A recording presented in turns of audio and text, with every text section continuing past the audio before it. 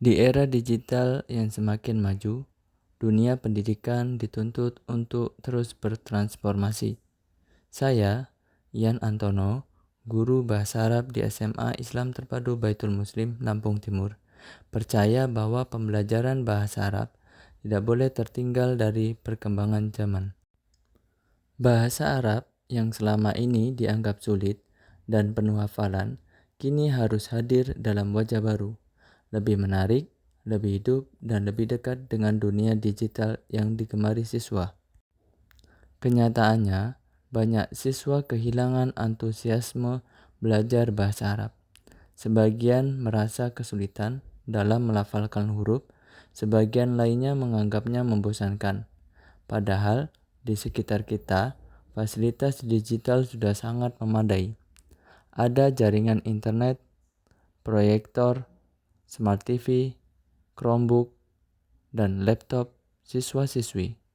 Namun, semua itu akan sia-sia jika tidak dimanfaatkan secara kreatif dalam pembelajaran. Dari sinilah perjalanan saya dimulai. Saya ingin menjadikan teknologi bukan sekedar alat bantu, tapi sebagai jembatan yang menghubungkan guru dan siswa dalam suasana belajar yang menyenangkan. Saya mulai dengan menganalisis kebutuhan belajar siswa dan kemampuan digital mereka. Hasilnya, sebagian besar sudah terbiasa menggunakan laptop dan internet, tapi belum tahu bagaimana menjadikannya sebagai alat belajar yang efektif. Maka, saya merancang pembelajaran berbasis teknologi dengan sentuhan humanistik agar teknologi tidak menjauhkan, tapi justru mendekatkan guru dan siswa. Saya menggunakan Google Classroom sebagai pusat pembelajaran daring. Di sana, materi saya bagikan dalam bentuk teks, audio, dan video. Untuk melatih pendengaran atau istimak, siswa saya ajak mendengarkan potongan percakapan dari kanal YouTube pembelajaran bahasa Arab. Lalu mereka menjawab pertanyaan secara interaktif. Untuk kalam atau keterampilan berbicara, saya menantang mereka membuat video singkat berdurasi kurang lebih 1 menit dengan menggunakan aplikasi Protagon. Dengan materi memperkenalkan diri. Dari situ, saya melihat perubahan luar biasa.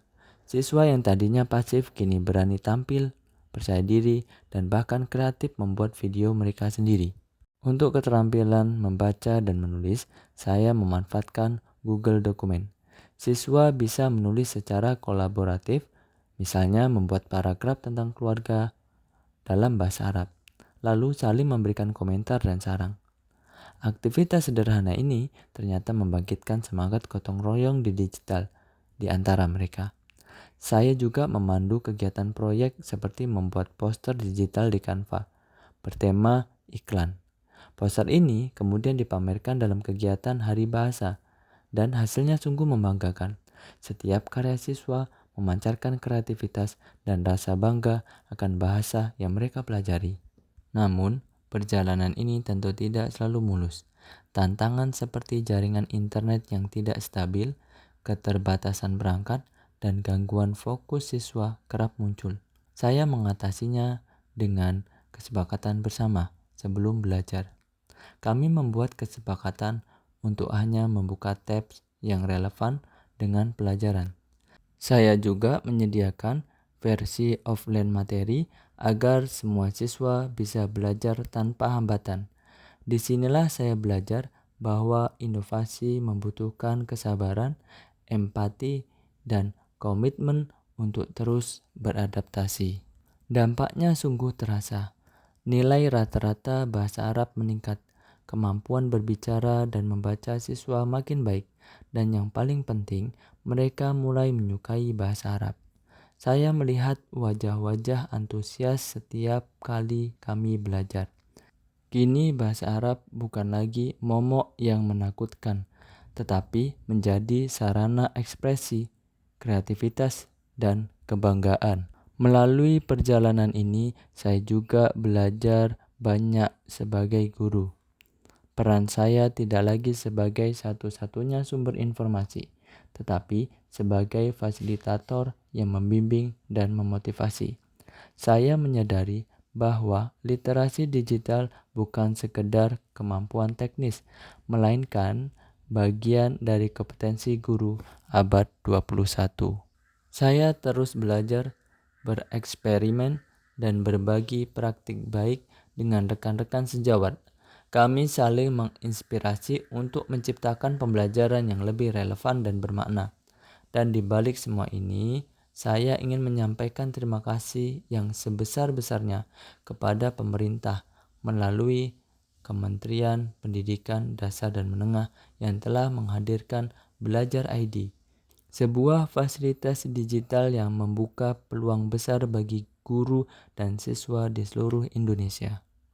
Melalui akun Belajar ID yang dapat mengelola kelas, membuat tugas, dan berkolaborasi dengan aman dan mudah. Inilah bukti nyata bahwa negara hadir untuk mendukung guru dan memastikan setiap anak Indonesia bisa belajar dimanapun dan kapanpun.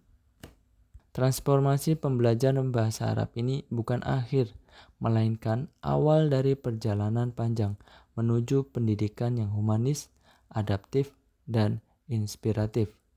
Teknologi hanyalah alat, tetapi semangat guru dan cinta belajar para siswa itulah yang menghidupkan perubahan.